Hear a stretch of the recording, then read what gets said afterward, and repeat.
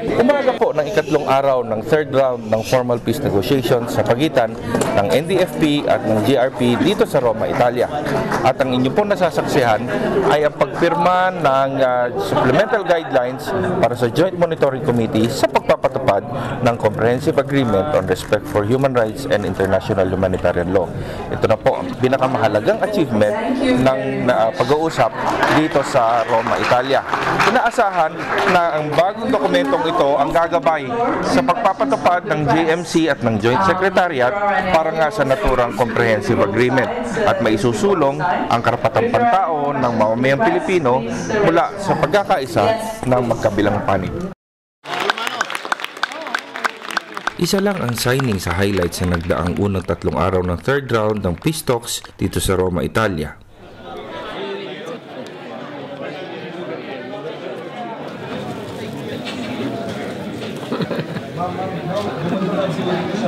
Sa kabila ng maraming usapin sa peace talks gaya ng di pagtupad ng gobyerno sa kasunduan sa pagpapalaya ng political prisoners, violation sa unilateral ceasefire at marami pang iba, puno ng pag-asa ang pagbubukas ng negosasyon. Agad sumabak sa meeting ang iba't ibang miyembro ng panel.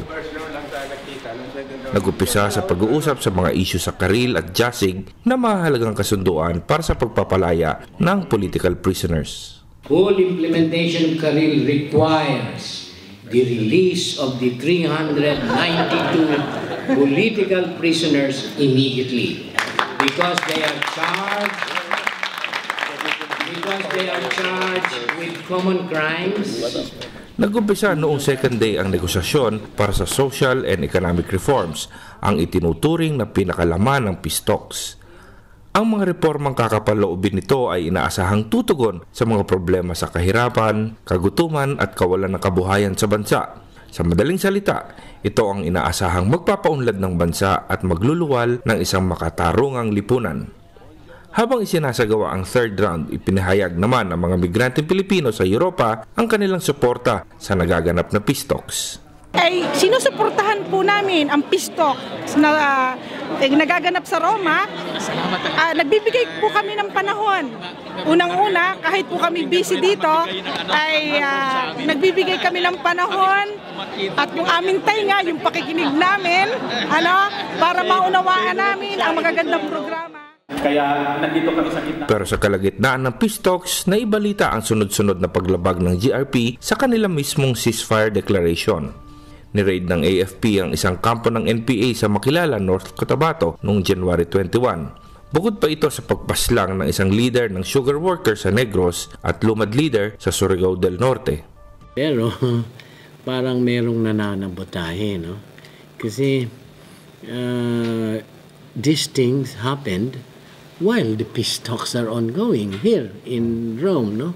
I don't think para sa akin will not affect because in the past years of negotiations, may mga nangyayari. Hindi naman naapektuhan po ang pag-uusap ng magkabilang panel. Sa kabila nito, tuloy-tuloy ang naging meeting ng mga reciprocal working committees para sa CER. Nagkaroon din ng workshops at sharing tungkol sa karanasan ng peace talks sa ibang bansa. Nangangalahati na ang usapang pagkapayapaan sa pagitan ng GRP at NDFP dito sa Roma, Italia. Subalit ayon sa magkabilang panig, mukhang magtatagumpay ang kanilang usapan dito ngayon.